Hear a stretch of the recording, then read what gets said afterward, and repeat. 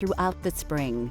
Like Italy, truffles are highly prized and are one of the few places that have a thriving truffle industry. Originally a peasant dish, beef bourguignon or French burgundy has become a popular mainstay of French cuisine. A simple dish that is easy to cook, beef burgundy needs little preparation, but it does require a few hours to cook and is best served the day after.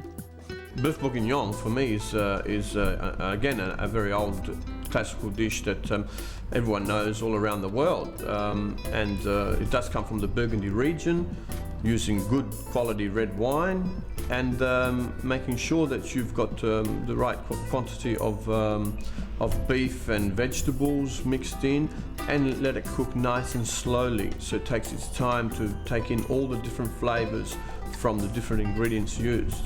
And yes, of course, the old truth is that it tastes better the next day.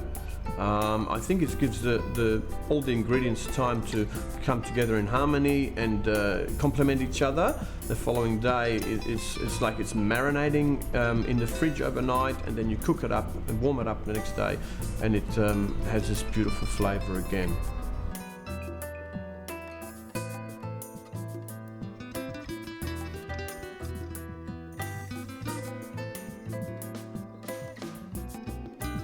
For this hearty provincial stew, you will need a quality cut of meat and a range of fresh vegetables.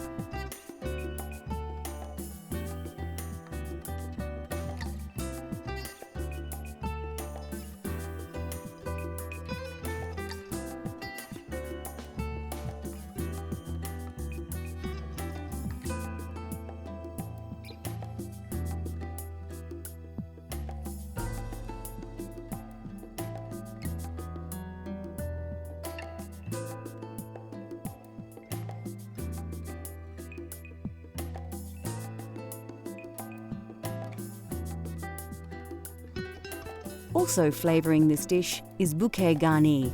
You can make this yourself using leek leaves and fresh herbs tied in a bunch with string. First, peel your carrots. You can do this the traditional way or with a peeler. Chop them up and put them aside for later. Take your small onions, top and tail them, and peel them.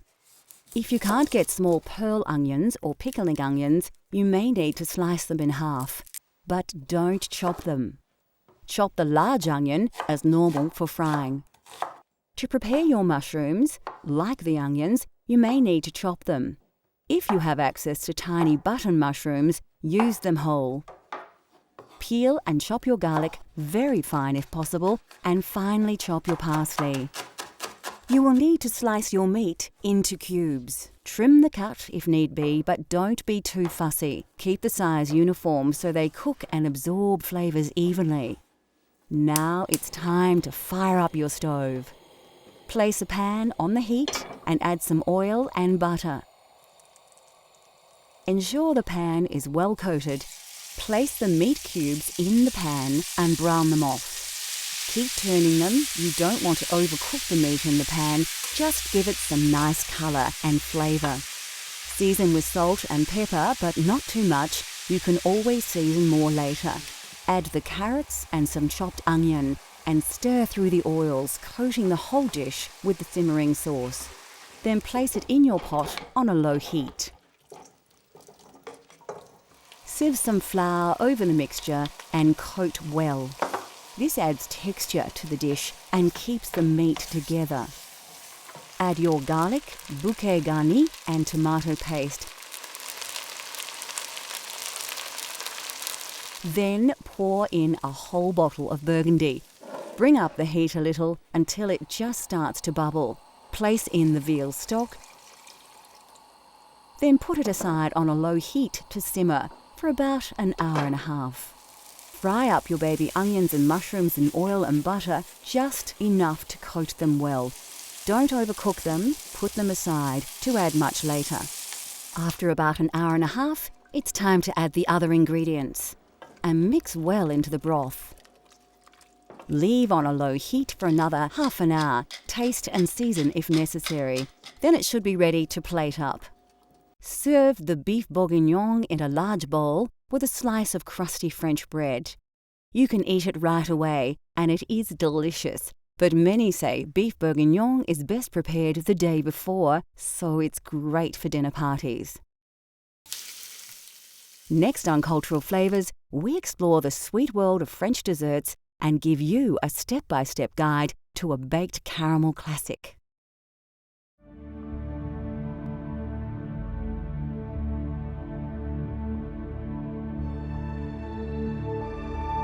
One more thing the French are famous for are their desserts and pastries. Considered the home of modern desserts, France is rich with tasty sweet dishes that have evolved over hundreds of years of food appreciation. French desserts are popular with home cooks, as anyone can try their hand at the multitude of dishes, and the ingredients are readily available. Eggs are very important in French desserts and cakes and are the key ingredient in dishes like crème caramel, mousse, custard and eclairs. Of course, French cooking just wouldn't be possible without butter. Butter is used in most dishes, but especially desserts. The French are also fond of adding fruit to their dessert creations in all manner of styles. And where would desserts be without sugar? Sugar is a part of nearly every dessert in the French food vernacular. And here are a few classics to inspire your cooking at home. Macaroons are a French classic and are often presented in several flavours. Chocolate is popular, as is pistachio, lemon and strawberry. Macaroons can be a challenge for the home cook to tackle, but the rewards are delicious. Of course, when you think French desserts, eclairs always pop to mind. Eclairs are also flavoured differently, but the chocolate variety is by far the most recognisable. The French probably have more desserts in their food culture than any other. They have perfected the art of flans, tarts and chocolates, plus a myriad of delicious treats too many to mention.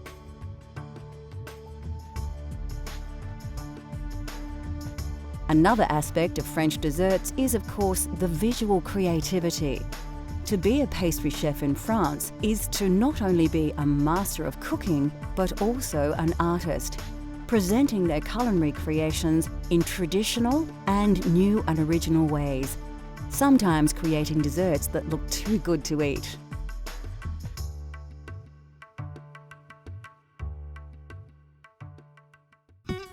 The French have made a true art out of desserts, yet they need not be complicated.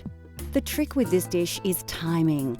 Let things cook too long and it will be back to the mixing bowl for another try. Well, the reason why I chose crème caramel is because it's an old classic and everyone knows it. I think that the art to making a good crème caramel is all in the cooking of the caramel, making sure that you don't let it go too dark and bitter. So it's something that's used quite often in France. It's a very simple dish to cook at home or a nice classical bistro that you can find in Paris. You'll find it on virtually every menu that you can find in France.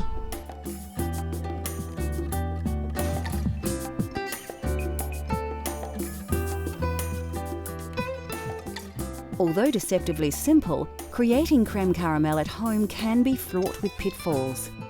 We'll show you how to create this dessert step by step.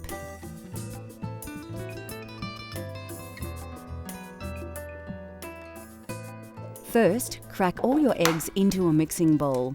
For this recipe, it's not necessary to separate the whites and yolks, so we're off to a flying start. The next step is to add your sugar. Don't dump it all in at once. The sugar needs to be slowly whisked into the eggs, mixing as you go, like this. Then it's over to the stove to warm your milk. You will need to bring it to the boil, but rather than stand and watch it, you can prepare your vanilla bean. Carefully slice the bean lengthways, but don't cut it right to the end. This makes it easier to get the bean out of the mixture later. Place the vanilla bean in the milk and wait for it to boil. As the milk rises, take it off the heat and put it aside for the vanilla to infuse. Now it's time to make the caramel. All you need for caramel is sugar, water, and perfect timing. You will also need a dish or sink filled with water to cool the saucepan. Then it becomes a waiting game. You don't need to stir the mixture, just wait until the water evaporates from the sugar. If you attempted this without water, the sugar would burn. The trick with caramel is to watch it cook and wait for the colour to change. Then it's just a matter of taking it off the heat when it turns a golden brown, which happens very quickly. When it does, place your pan in the water to cool for about half a minute to stop it from overcooking. Then quickly pour the caramel into the base of each bowl before it begins to set. Go back to the eggs and sugar and whisk in the vanilla milk you made earlier.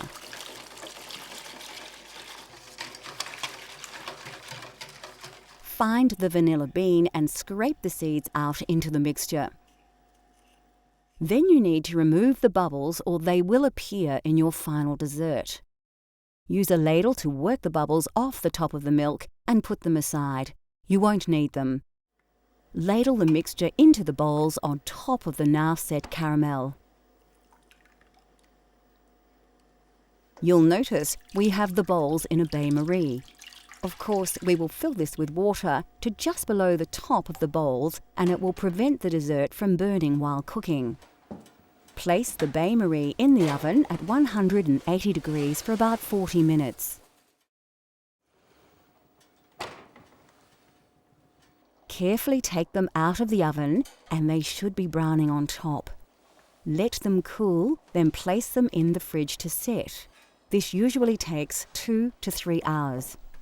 When set, run a knife carefully round the edge, turning the bowl as you go. Then you should be able to place a plate on a dish, turn it over, and remove the bowl, leaving a delicious dessert behind.